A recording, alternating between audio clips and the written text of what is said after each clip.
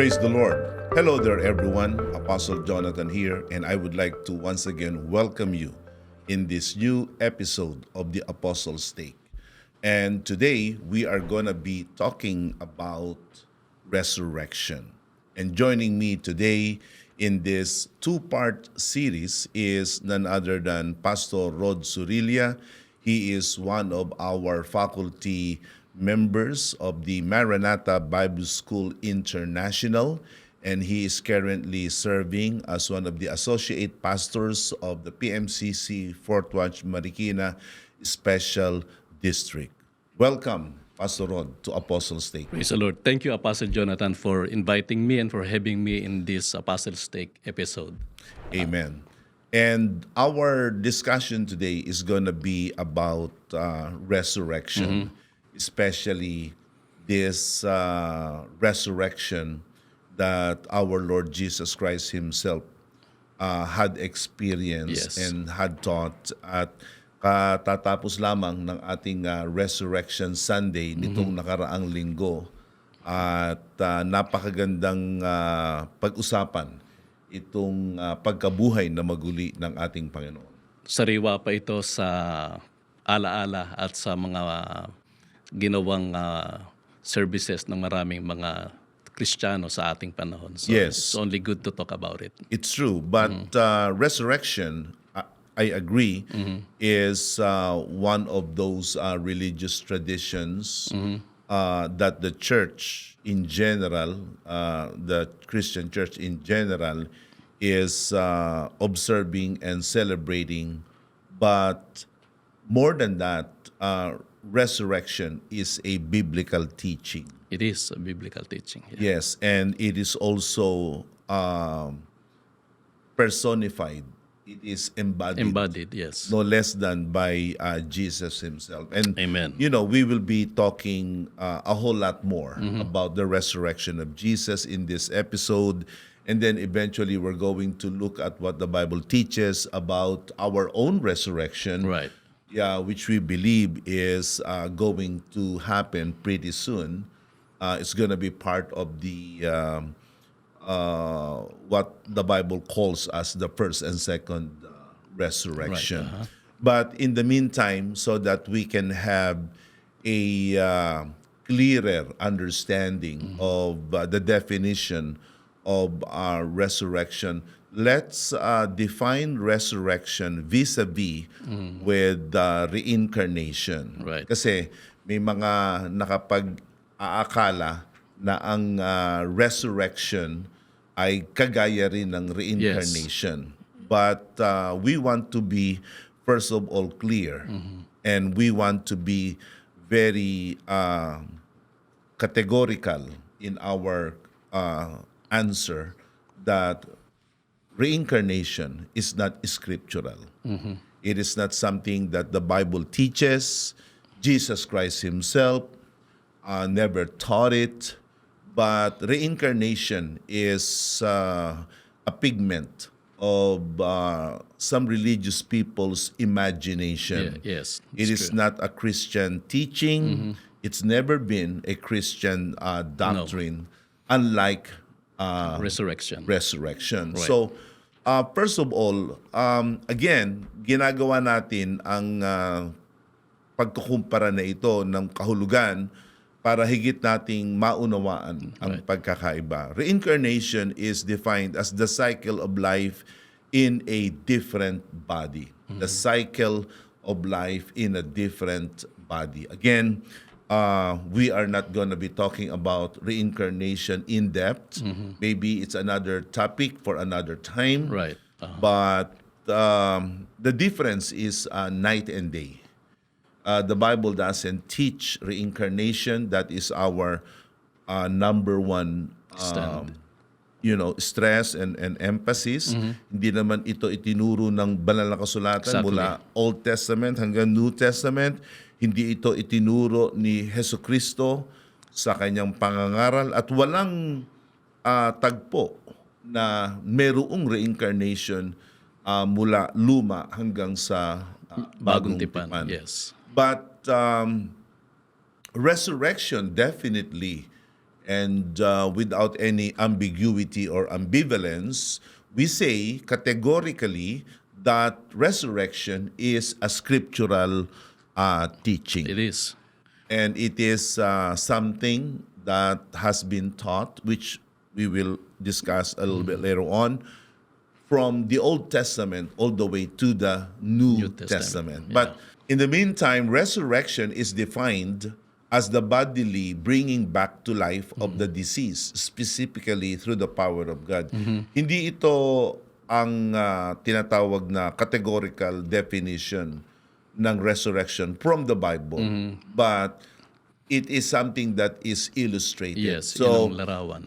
this definition is the nearest to how resurrection is illustrated. That resurrection is when the dead person is made to live again, comes back to life, but with the power of God. And later on, we will be talking about our own resurrection, which is going to be like that of Jesus Christ. So that is the difference between reincarnation and resurrection. Reincarnation is not something that the Bible teaches. No. It is not something Jesus Christ taught himself. There are no occurrences in the Bible, Old and New Testament, of reincarnation. However, reincarnation has been taught, believed from the very first pages of the Bible. From the get-go, resurrection has been initially believed by the patriarchs. Yes. And it has been their view ever since the time of the early fathers of the nation of Israel. For example, Abraham Apostle strongly believed when he was tested by God about the offering of his son Isaac, ang testimony ng Bible sa Hebrews 11 verse 19, Abraham reasoned that God could even raise the dead. And so in the manner of speaking, he received Isaac back from the dead. So, yun ho ang resurrection. Yung anak niya na mamamatay, ang paniwala niya, babangon uli yun, mabubuhay uli in the same form. Ibig sabihin, Pastor Rod, na bago pa ma-formulate ang mga dogma, ang mga doctrine, ito ay pre-Old Testament belief na. Kumbaga, patriarchal era pa lamang, naniniwala na ang mga tulad ni Abraham, ni Isaac, ni Jacob, at ng iba pang mga tao bago pa ilagay ang lumang tipan na ang Diyos may kakanyahang bumuhay ng mga patay. And that is what can be seen sa halimbawa ng mga record doon sa Old Testament. For example, sa panahon apostle ng mga propeta, ito ang ipinakita o naranasan nila from God. Halimbawa, in the time of Elijah the prophet, ang record ay sa panahon niya, meron siyang binuhay na bata mula sa mga patay. Ito yung anak ng babaeng widow as recorded in 1 Kings chapter 17 mula sa verse 7 to. Dumating naman yung successor niya in the person of Elisha. Same thing happened. Na meron din siyang ganung similar experience na yung anak uli ng another widow sa panahon niya is also raised from the dead. So ibig sabihin, itong paniwalang ito is really something they deeply and strongly believe. And they also experience it themselves. Nila, sa Second Kings naman yung isa kay Elisha na sa chapter 4. So how radically different was the resurrection of the dead between Elijah vis-a-vis with Elisha's time? Well, nung panahon ni Elisha, parang ang isa sa malaking ang highlight nun, Apostle, is nung siya mismo namatay and then there was this some people na maglilibing sana nung patay and then suddenly it came the enemies. And so they hurriedly just throw the body into the pit, not knowing na naandun yung remains ng prophet. And yung tao mismo, he raised again from the Yeah. dead. I mean, Yeah. something, it never happened sa panahon ni Elijah naman. So in Elisha's case, it was the dead, or at least the cadaver, Yes. the remains of the prophet, that brought back to life the dead, the dead person. person. Yes. As to Elijah was alive Yes. when he made the Shunammite and the son of the Sarephat woman to come back to life. Yes. Oo. So there is no mistaking within the province of God that resurrection has been an experience and part of Israel's belief system throughout the Old Testament. Yes. And even before the introduction of the Old Testament. Yes. And fast forward to the New Testament, again, this is something that the entire New Testament teaches. The apostles believed in the resurrection, and Jesus himself taught about the resurrection. So we can be able to say without any shadow of doubt that resurrection is a reality. Yes. Hindi ito isang gawa-gawa lamang ng kaisipan ng mga tao. Hindi ito fable, Yes. hindi ito myth, Myth. kundi ito talaga ay isang karanasan na naranasan at ipinakita ng Panginoong Jesus. In the New Testament, there are several occurrences that Jesus raised the dead to life. Yes. Ang maganda, Apostle, sa resurrection, hindi pa nagsasalita ang Panginoon ng resurrection. Yung continuity nito, ng paniwalang ito, andun na rin eh. Halimbawa, in the form of the Pharisees. Ang sabi sa Acts 23 verse 8, na itong mga Pariseyo, in opposite to the scribes, they really embrace the idea of resurrection. Something Jesus Christ himself affirm, and ito mismo ginawa niya nung panahon niya. Yeah. So yung sinasabi ninyo kanina na sa panahon ni Christ, ito ay nangyari din. We have actually 4 instances na yung resurrection, naranasan, ginawa mismo ni Christ noong panahon niya. One, for example, in the book of Luke. Sa Luke may dalawang record tayo. In Luke chapter 7 and in Luke chapter 8. Sa Luke chapter 7, we have the record of the son of the widow. Ito yung ililibing na anak nung babaeng bao, and Christ was moved. I think there was a belief na nag-iisa lang daw na anak to. So binuhay ni Kristo yung anak niya, and it was given back to her. Young man, I say to you, get up. Yan. And the dead man sat up and began to talk, and Jesus gave him back to his mother. Yes. So, ito ay hindi parable. Hindi ito Literal ito. allegory, but this is a literal historical occurrence that multitudes of people witness. Yes. Which Dr. Luke himself, I mean, Recorded. isipin mo, ang nag-record pa ay isang doktor. Yes. Kumbaga, it all the more adds credence to the Yes. story na kung yung doktor naniwala na yung patay na buhay. Kumbaga, ito na, secular to eh. Ang training nito Yeah, Hindi naman to exactly. parang religious leader na, yung religious leader parang may bias pa eh. Yeah. Pero outsider ito Yeah. na nag-record talaga ng na nangyari. And speaking of Jesus doing resurrection, the most famous resurrection he did was to his best friend, Yes, Lazarus, Lazarus. in John chapter 11. At doon niya rin binanggit ng Panginoong Jesus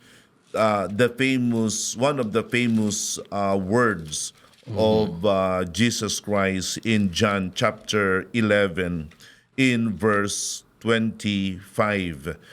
Jesus Christ said, I am the resurrection and the life. He who believes in me will live even though he dies. Amen. That is the idea of resurrection. And then in verse 26, Jesus Christ continues, whoever lives and believes in me will never die. Do you believe this? Yun. So Jesus Christ himself identified na he is life. Yes. But he is also the resurrection. Yes. Na if someone who believes in him dies, he will live again. He will not stay dead. He will not stay 6 feet below the Right. ground. Sa akin, yes, the opening words ni Christ na I am the resurrection and the life, that is the part of Jesus. And we have no problem with that. Sa akin, ang mahalaga dito, yung tanong niya kay Maria at saka kay Martha, Yeah. na do you Do you believe believe this? this? And I would like to, elaborate on this because one can be a religious person, one can be a spiritual person, but you cannot be a child of God. You cannot be someone who is truly saved. You cannot be a true disciple of Jesus Christ unless you can answer with positive response that very question of Jesus. Oh, yes. So, this is a very interesting discussion we're having, Pastor Rod.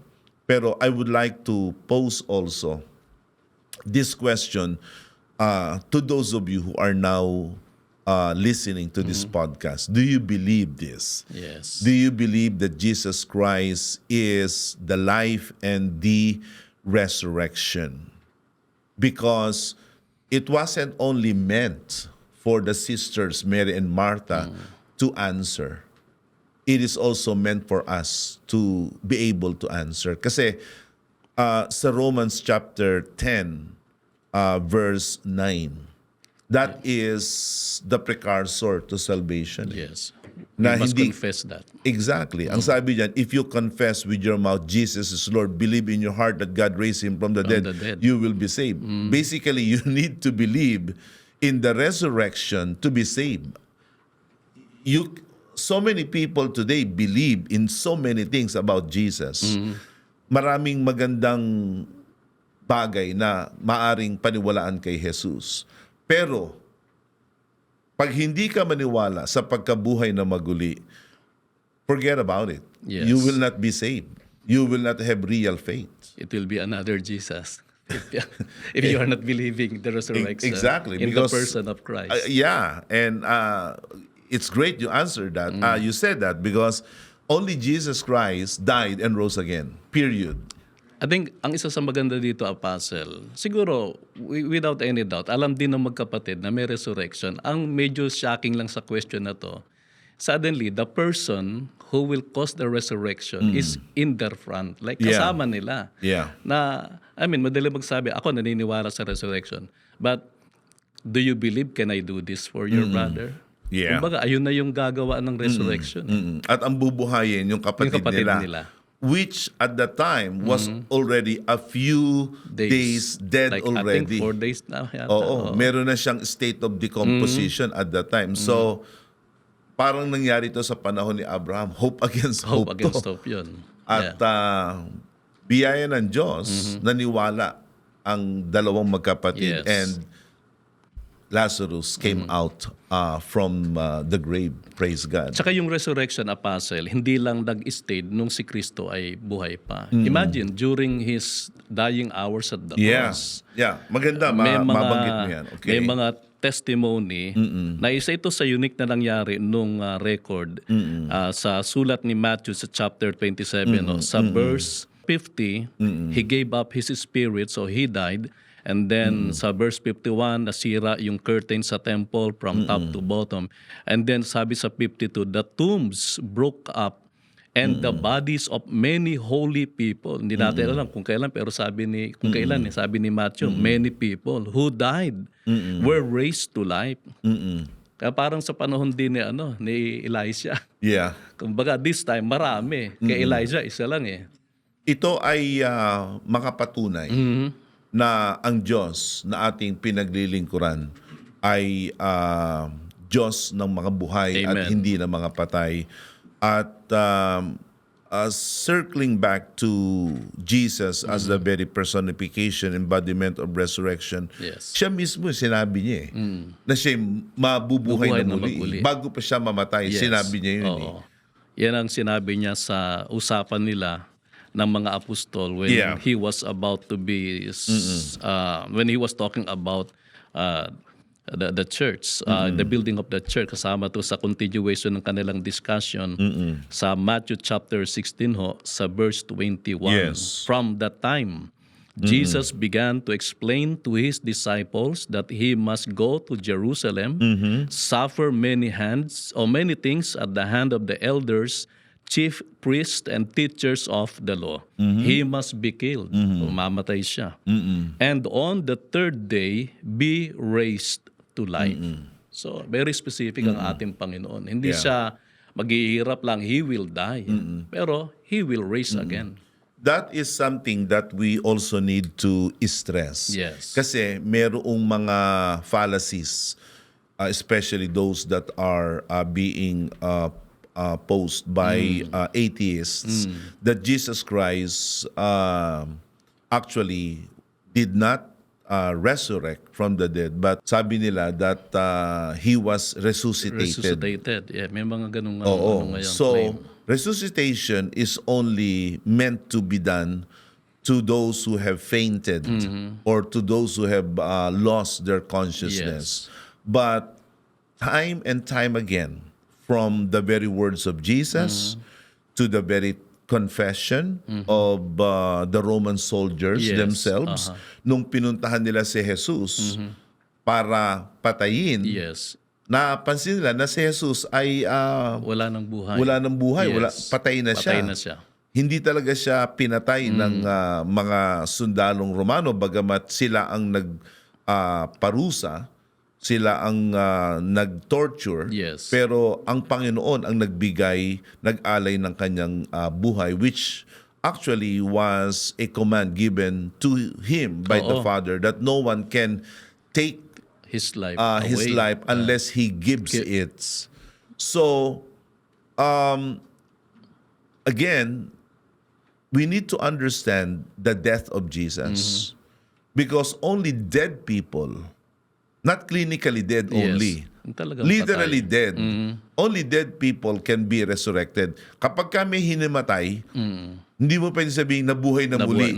Hindi, ano lang yun, resuscitation yan. Resuscitation lang yun. Ang gagamitin mo lang doon ay CPR and other life-saving technique. But Jesus Christ died. And the death of Jesus Christ became the very foundation for His resurrection. So Jesus Himself taught that He would die. And He did die. And when we look at the essence of the gospel, in-emphasize din yun that the gospel is actually about these two pivotal events in the life of our Savior. First, His death, and then His resurrection. The Apostle Paul spoke about that in the book of 1 Corinthians in chapter 15, in verse 3 to 5, wherein it says there that Jesus Christ indeed died.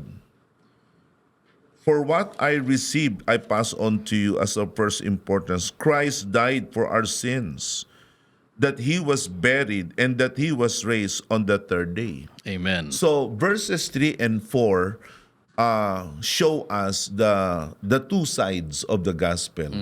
The death, we can also add suffering, death and burial, and the resurrection. That's what the gospel is all about. Lahat sila nang nagsulat ng gospel, they do not fail to mention na talagang namatay ang Panginoon. Hindi siya parang hinimatay lang or ano. He really died. Isa pang fallacy ay yung nakapako daw sa krus ay hindi raw si Jesus, kundi twin brother. Okay. Again, that is something that is so far-fetched. But then again, people, pagka madaya ka, kung ano-ano ang iyong Exactly. paniniwalaan eh.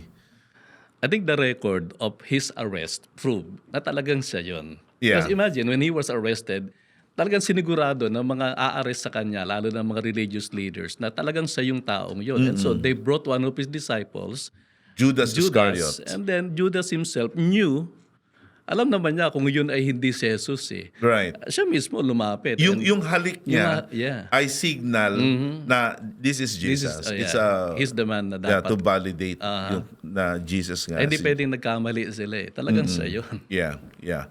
And speaking about the empty tomb, okay, this is one of the most compelling evidences Yes. proving the validity and historicity of the resurrection. When the day came for them to embalm Jesus, Yes. they saw that the stones or the stone was actually rolled away. yeah. Sinasabi ng history na there's no way na certain women alone could roll the stone Yeah. dahil the stone was massive.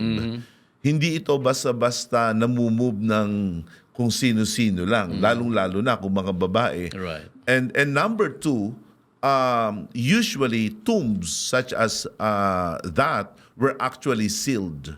You cannot break the seal. Yes. If you break the seal, it is a criminal act. And the soldiers themselves were officially charged na you must guard the tomb. Yes. Kumbaga, leeg nila ang naka... Exactly. Na I heard this from one of the lecturer apostle na on the pain of death pala yan. Hindi ka pwedeng makatulog. Na once you were caught sleeping on your duty, lalo Yeah. yung binabantayan nila Yeah. ng ganung character. I mean, on the pain of duty na pag nakatulog ka, it will cost you your life. Oo, talagang kumbaga you will be given capital Yes. punishment. I remember, when Paul and Silas were imprisoned and then there was an Yes. earthquake and then the entire, prison cell was demolished. The jail The jail warden warden, wanted to commit suicide. Sabi niya, magpakamatay na lang Yes. ako dahil sa ganun din, papatayin din nila ako eh. Pero sabi ng mga sugo ng Diyos, wag, andito kami. So, I mean, cross-referencing that with what happened in Jesus, Yes. basically, Jesus was a special prisoner He is. of Rome. Kaya nga, pinabantayan dahil Yes. ang fear ay the disciples will attempt to steal the body of Jesus. So, talagang napakahigpit nun na utos. Pero yun nga, hindi ang mga disipulo ang nag-alis ng bato eh, kundi ang Panginoong Jesus ay nabuhay at ang kanyang kapangyarihan ang nagdala sa kanya na siya ay makaalis sa libingan na yun. If I may say, Apostle, on this story, parang it's just strange to me na parang the view of resurrection, parang it strongly hits the enemies of the Lord rather than the disciples. Parang yung mga alagad, parang andun na nakatago na, nagtatago na. Pero yung mga opposition ni Christ, sila yung nag-aalala. Parang yung kaya nung sinabi nila na, okay, you guard this person because ang sabi niya, he will rise again. Talagang sa kanila, malaki ang impact na talagang itong taong to mabubuhay eh. Yeah. And, it's great that you mentioned that the resurrection of Jesus, in how I read the scriptures, kasi nung si Jesus ay nabuhay na muli, nung araw na yaon, ang unang nakakita sa kanya ay si Maria. Maria. Ang sabi ng Panginoong Jesus sa kanya, go tell my brothers. Yes.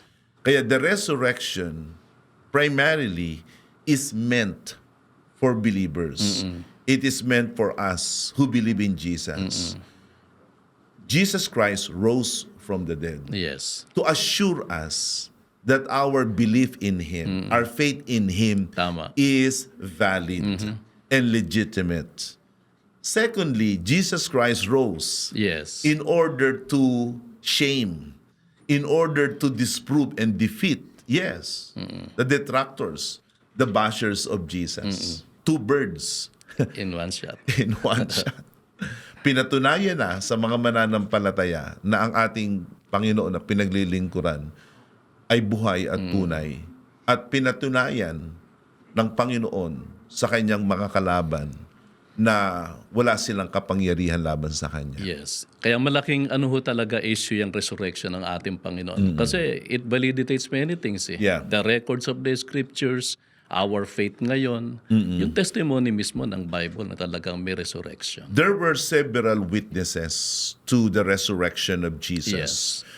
First was Mary, and then she told the rest of the disciples who were gathered in some location. Yes. And then, nung masabi niya ito, ang tumakbo ay si Pedro at si Juan. John, yes. Okay? At nung makita nila, ay namangha sila. At sabi ng mga anghel, bakit ninyo hinahanap ang buhay sa mga patay?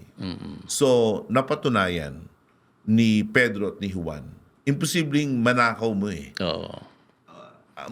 Ang bayan noon, malalaman kung may nagnakaw Yes. sa isang bangkay. O una, may mga bantay eh. How can you, Oo. paano mo mananakaw yun? Yeah. May mga sundalo ang nagbabantay dun sa Exactly. bantay na yun. Sa So, bangkay. makita yon ni Pedro at ni Juan.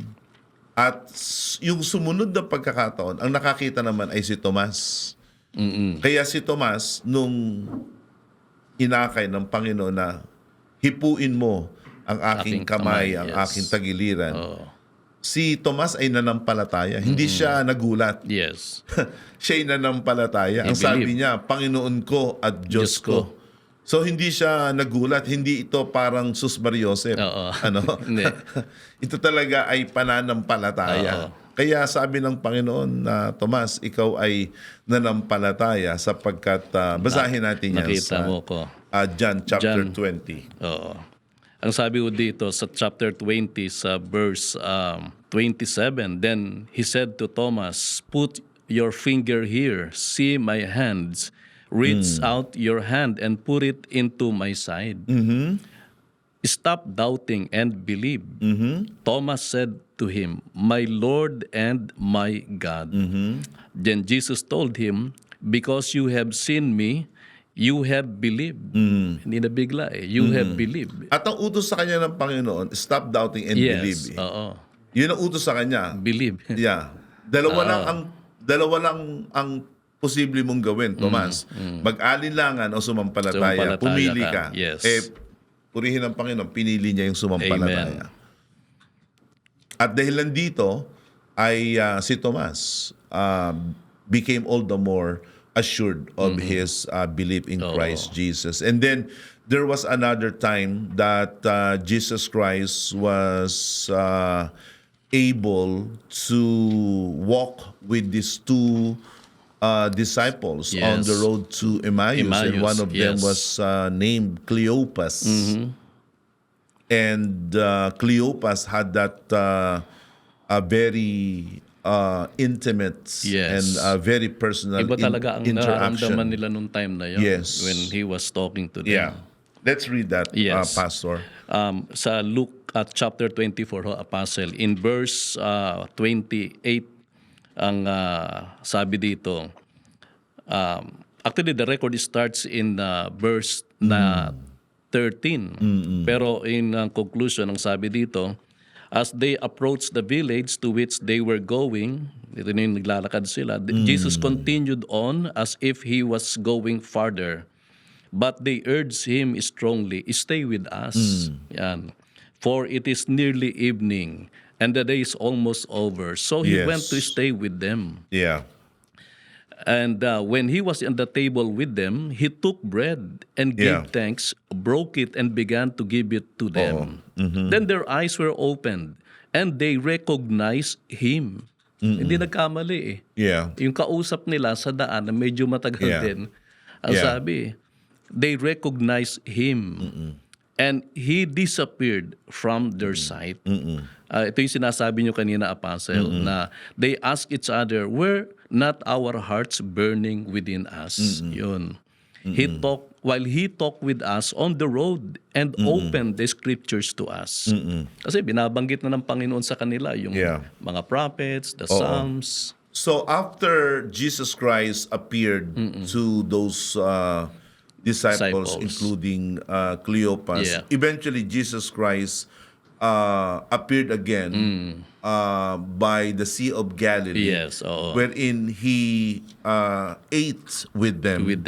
And that was also the time that he was able to restore Peter to service.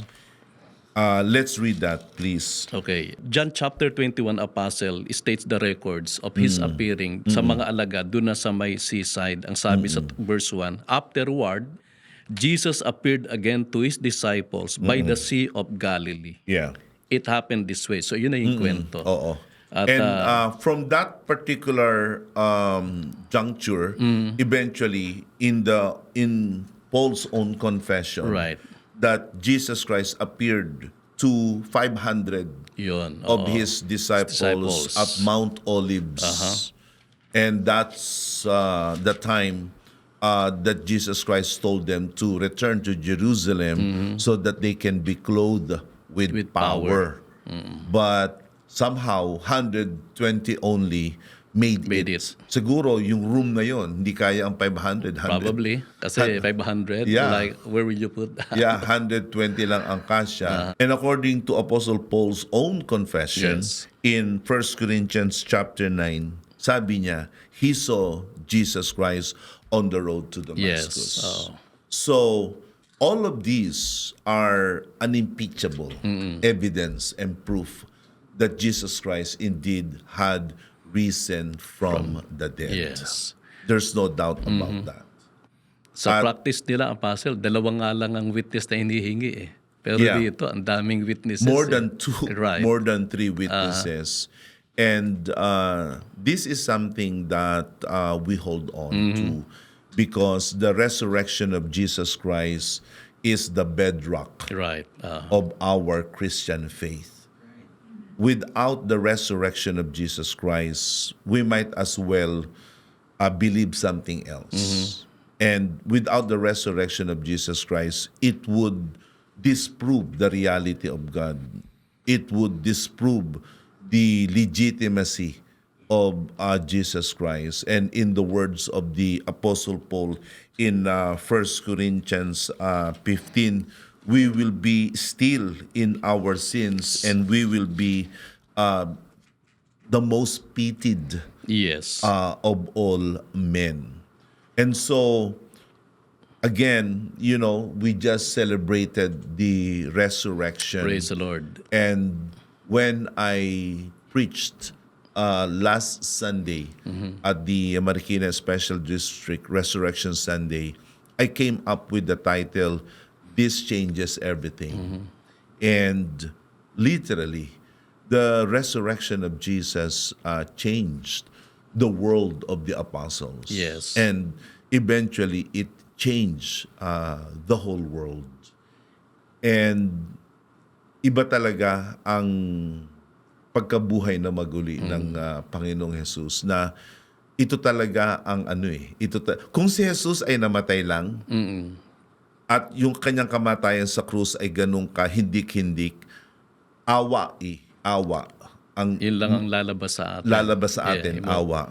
Pero yung nabuhay kang maguli at namatay ka ng ganung kamatayan, hindi awa pagsamba, paghanga, at katiyakan that we are not believing in something that is just a hoax or a fable or a myth.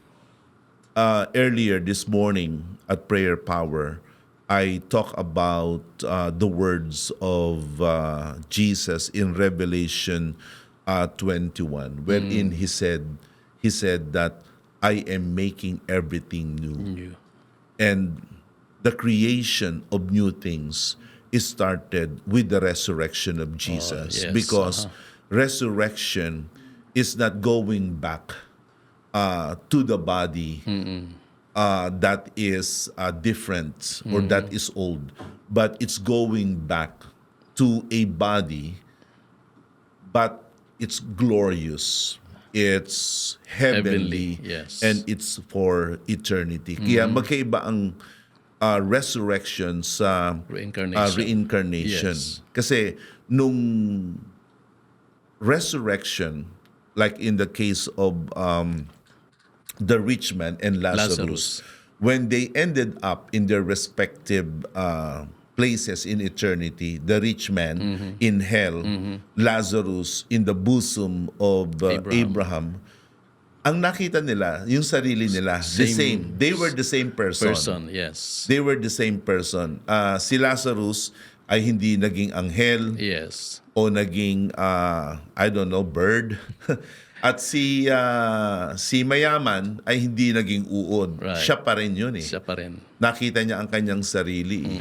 So, that is something that also differentiates resurrection and reincarnation. Yes. In resurrection, you're going to be the same person, but in a glorious body. Yes. If you are a true follower of the Lord Jesus Christ.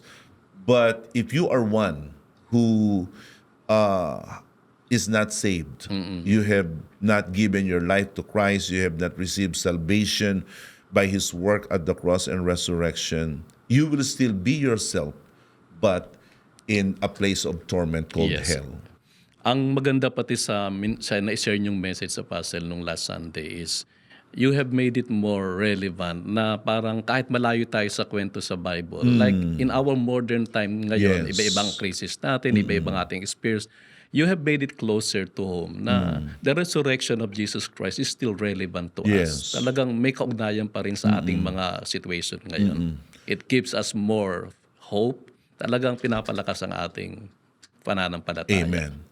And like what I said, we need to circle back on the very question of Jesus to Mary and Martha. Do you believe this? Do you believe? And that is the same question that we must ask ourselves. Do you believe in Jesus for who He really is, that He is the life and He is the resurrection? I hope and pray that you will believe and that you will stay believing no matter what life is throwing at us. And, it's been a very wonderful discussion, Praise the Pastor Lord. Rod, about resurrection, although it is not something that is so comprehensive and in-depth, but we're going to continue discussing resurrection in our next episode. And just to give you listeners a sneak preview of what we will be discussing in our next episode, we will be talking about our own resurrection and the resurrection pretty much of the rest of the world. In the meantime, I would like to thank all of you for joining us on this special episode of the Apostles' Take. Thank you, Pastor Rod. Again, thank you very much sa Puzzle again. Yes. So we are glad that you have joined us today. Praise Until God. next time, God bless you all.